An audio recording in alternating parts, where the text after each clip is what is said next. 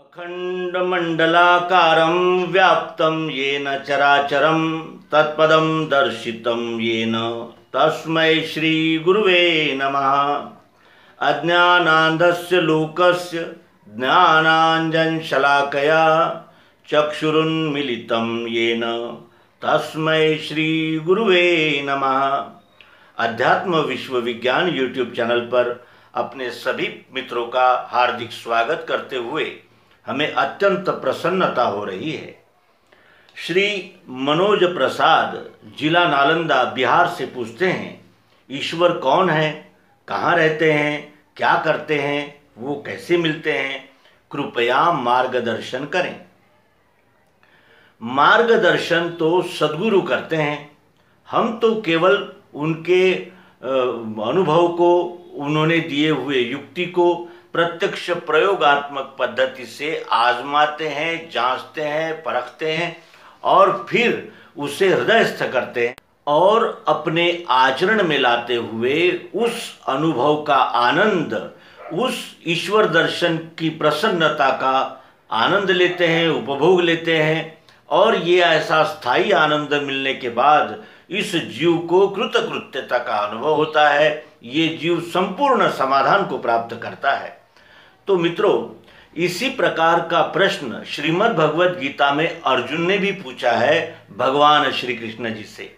भगवान श्री कृष्ण जी से अध्याय 2 से अध्याय 10 तक अर्जुन को संपूर्ण रीति से अध्यात्म को समझा चुके थे, जिसमें उन्होंने कहा था कि आत्मा अविनाशी है, अव्यय है, अप्रमेय है, नित्य है, स्थायी है, अजन्मा पुराना है। ये सब कुछ बता चुके थे। साथ ही ये कहा था कि आत्मा का कभी नाश नहीं होता, वो तो रहता ही है, चाहे वो किसी भी रूपांतरण की क्रिया द्वारा होता रहे, यानी उसके बाह्य स्वरूप में तो रूपांतरण होगा, लेकिन जो उसका गाभा है, जिसने उस वस्तु का स्वरूप धारण किया है, वो तो निश्चित रहता ही है। और आत्मा क्या है, इस विषय में जब अर्जुन की जिज्ञासा अत्यंत बढ़ गई और अब उसे लगने लगा कि मेरा समाधान शब्दों से नहीं हो सकता, मैं उस आत्मा का दर्शन करना चाहता हूँ, तब वो अर्जुन कहने लगा कि मेरे कल्याण के हेतु श्रेष्ठ अध्यात्म ज्ञान का किया है बोध जो तुमने, मेरा भ्रम उससे गया। उत्पत्ति नाश भूतों का मैंने विस्तार से सुना, आपके मुख से कृष्ण अनाशी महिमा सुना। आपने अपना भगवन ये जो वर्णन है किया, वो सत्य ईश्वरी रूप देखूं इच्छा मुझे हुई। वह मैं देख सकता हूँ, यदि ये आपको जचे तो श्री कृष्ण मुझे स्थाई लखावे आत्मरूप वो। मैं वो ईश्वरी रूप देखना चाहता हूँ। अब मैं सुनना नहीं चाहता, अब मैं देखना चाहता हूँ। और भगवान श्री कृष्ण जी ने कहा कि देख ले पार्थ, तू मेरे ये अनंत स्वरूप है, अनेक भांति के दिव्य अनेक रंग रूप के।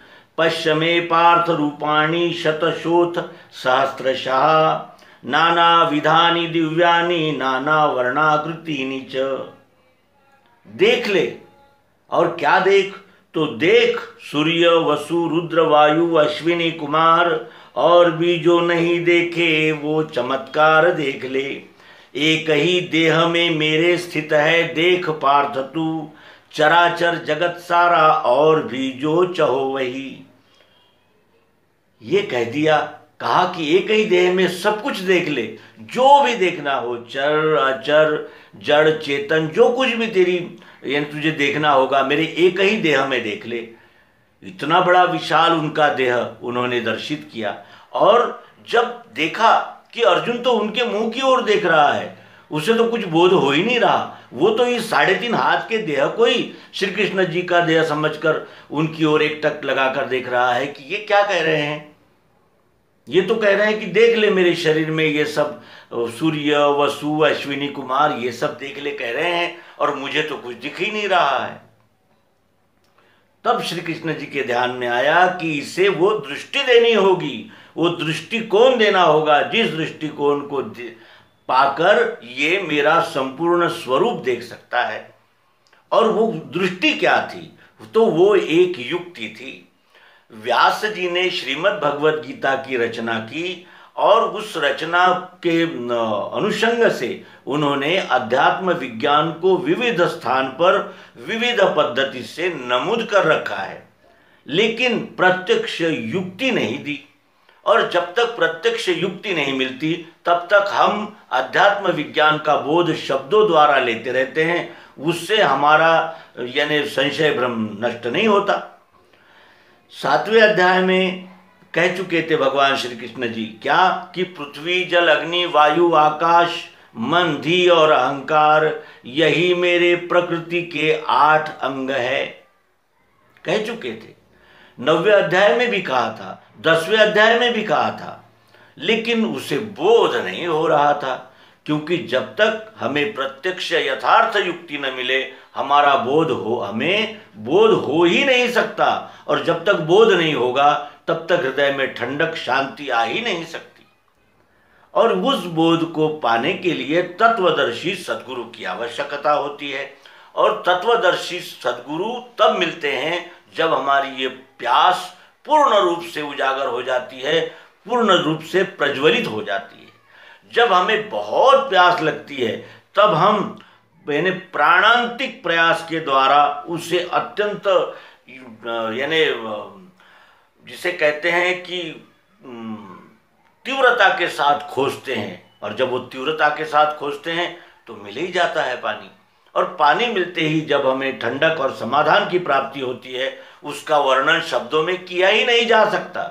जो प्यासा था, जिसकी प्यास बुझी, उस प्यास के बुझने का आनंद वही जानता है। दूसरा केवल शब्दों में बकवास करता रहेगा, उसका आनंद उससे नहीं मिल सकता।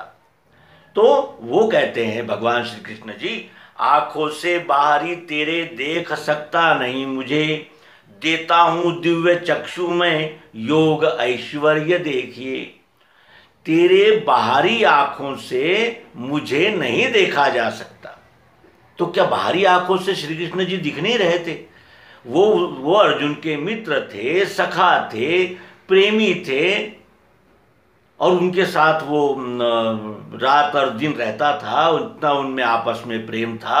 भगवान श्री कृष्ण जी ने अर्जुन को अपनी बहन ब्याही थी, सुभद्रा का ब्याह अर्जुन से किया था। कितना प्रिय मित्र होगा वो, और कितना सच्चिल और कितना यानी अच्छे स्वभाव का होगा कि एक भाई ने अपने बहन की शादी अपने मित्र से करा दी। और इतना सब यानी एक जगह खाना पीना रहना सोना उठना बैठना घूमना फिरना रहने के बाद भी भगवान श्री कृष्ण जी कहते हैं कि आंखों से बाहरी तेरे देख सकता नहीं मुझे बाहरी आंखों से नहीं देख सकता है तू। देता हूं दिव्य चक्षु में, मैं तुझे दिव्य चक्षु देता हूं, ऐसे दिव्य नेत्र देता हूं जिससे तू मेरा संपूर्ण योग ऐश्वर्य देख सकता है। तो देता हूं कहा और दिव्य चक्षु दिए। तो वो दिव्य चक्षु क्या थे? जो इस चक्षु से नहीं दिख सकता, वो जो कारण दृष्टि है वो दिव्य दृष्टि है। और वो दिव्य चक्षु अर्जुन को भगवान श्री कृष्ण जी ने दिए। और इसका उल्लेख भी है। क्या कहते हैं? संजय धृतराष्ट्र को युद्ध भूमि पर हुए वृत्तांत सुनाता था, क्योंकि संजय रणवृत्तवाहक था। वो एक सेनापति के देहांत होने पर हस्तिनापुर लौटता था और श्री धृतराष्ट्र को वो श्री कृष्ण जी और अर्जुन का संवाद श्रीमद् भगवद गीता सुना रहा है। अर्जुन कहता है, इसका अर्थ यह है कि क्षमा करें, संजय कह रहा है, इसका अर्थ यह है कि संजय ने भी ये उपदेश सुना था और उसकी ग्वाही वो 18वें अध्याय में दे रहा है कि मैंने कृष्ण और अर्जुन का जैसा संवाद सुना वही मैं आपको बता रहा हूं। और उस संवाद को याद करके मेरे शरीर पर रोमांच उपस्थित होते हैं, इतना मैं आनंद विभोर हो जाता हूं। वो भगवान श्री कृष्ण जी का विश्व रूप याद आते ही मेरे शरीर पर रोमांच उपस्थित होते हैं। तो वो कहता है संजय कि हे राजन, कह के ऐसा श्रेष्ठ योगेश कृष्ण ने दिखाया पार्थ को अपना पुरुषोत्तम रूप ये। ऐसा कह के श्रेष्ठ योगेश श्री कृष्ण जी ने पार्थ को अपना पुरुषोत्तम रूप दिखाया। और वो रूप कैसा था? अनंत मुख है जिसमें आंखें अद्भुत रूप वो, धारे मूल्यवान शस्त्र आभूषण अनेक ही, दिव्य माला वस्त्रधारी चढ़ाए दिव्य गंध को, सर्वाश्चर्यमयी देव अनंत मुख विश्व में। अनंत सूर्य का तेज दिखे आकाश में यदि, एक ही काल में तो भी मिले न उस तेज से। वहां पांडव ने देखा देह में श्रेष्ठ देव के, संपूर्ण जगत एकत्र द्विधा नाना विभाग में। तब आश्चर्य में डूबा पार्थ रोम खड़े रहे, प्रणाम करके बोला देव को हाथ जोड़ के। वो आश्चर्यचकित हो गया। दिव्य चक्षु के द्वारा श्री कृष्ण जी का जो विश्व रूप है वो देखकर वो आश्चर्यचकित हो गया और उससे सब कुछ दिखने लगा। उसे क्या क्या दिखा? वहां अनंत मुख दिखे, अनंत आंखें, मूल्यवान शस्त्र आभूषण, दिव्य गंध, दिव्य वस्त्र धारण किए हुए और अनंत मुख दिखे उसमें, और उसको अत्यंत प्रचंड ऐसा प्रकाश दिखा और संपूर्ण जगत, ये संपूर्ण विश्व एकत्र दिखा और द्विधा यानी दो विभाग में दिखा और नाना विभाग में भी दिखा। वो युक्ति क्या है? वो दिव्य चक्षु क्या है? दिव्य दृष्टि क्या है? यही वो युक्ति है, यही वो बोध है जिससे हमें भी ये विश्व रूप दिख सकता है, ईश्वर दिख सकता है, ईश्वर का दर्शन हो सकता है। जिस ईश्वर के दर्शन के लिए हम मठ, मंदिर, मत, पंथ, संप्रदाय, ग्रंथ, दर्शन शास्त्र और विविध प्रकार के अंतरराष्ट्रीय चिंतकों ने लिखे हुए ग्रंथ, कितने प्रयास किए हमने, अनंत प्रयास किए, लेकिन हमें सब जगह केवल शब्द मिले और शब्दों से हमारी प्यास, हमारी उत्कंठा, हमारी जिज्ञासा शांत नहीं होती, नहीं हुई। तब हमें सदगुरु के दरबार में उपस्थित होना पड़ा और सदगुरु के दरबार में उपस्थित होकर वो शिष्य कहता है, क्या कहता है वो? कि मैंने श्रुति स्मृति शास्त्र पुराण सब कुछ पढ़ लिया, यथा विधान उसमें कहे हुए विधि विधानों का पालन किया, फिर भी मेरे मन की चंचलता नहीं मिटती और मुझे स्थायी समाधान की प्राप्ति नहीं हुई है। और फिर वो कहता है कि वेदों में कहा है तत्त्वम असि, वही तुम हो, ऐसा वेदों ने कहा है। तो उसका तात्पर्य क्या है? वो तत् क्या है, त्वम क्या है, असि क्या है और कैसे देखना चाहिए, कौन देखेगा, इसके विषय में मैं कुछ नहीं जानता। और यथार्थ बोध चाहता हूं, मैं भाषा नहीं चाहता, मैं शब्द नहीं चाहता, मैं युक्ति चाहता हूं। गुरुदेव मुझे युक्ति दीजिए जिससे मैं यथार्थ रूप से ईश्वर को देख सकूं, जान सकूं। और क्योंकि मुझे ईश्वर को देखना है, जानना है, क्योंकि मुझे इतने सारे प्रयासों के बाद भी समाधान नहीं हो रहा है, इसलिए यथार्थ मुझसे कहें, जानना चाहता हूं, मैं जानना चाहता हूं। मनुष्य के जानकारी लेने के 3 आयाम होते हैं, देखना, जानना और मिल जाना। देखना और देखे बगैर जानना नहीं होता और जाने बगैर मिलना नहीं होता। तो ये भी त्रिपुटी है। इस संपूर्ण प्रयोग को हम अब क्रमशः प्रस्तुत करेंगे।